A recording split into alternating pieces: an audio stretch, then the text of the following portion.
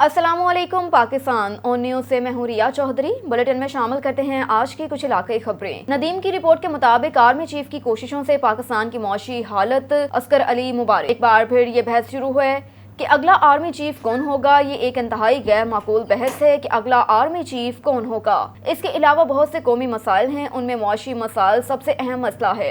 मुल्क का सबसे बड़ा मसला मौशियत ही है।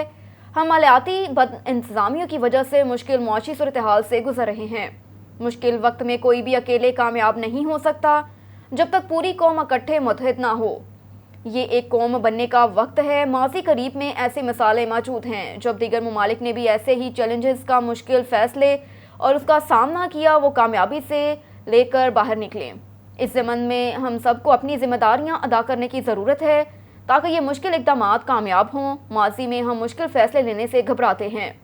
अफवाज ने रज़ाकाराना तौर पर सालाना दफ़ई बजट में इजाफे से दस्तबरदार होकर किरदार अदा किया।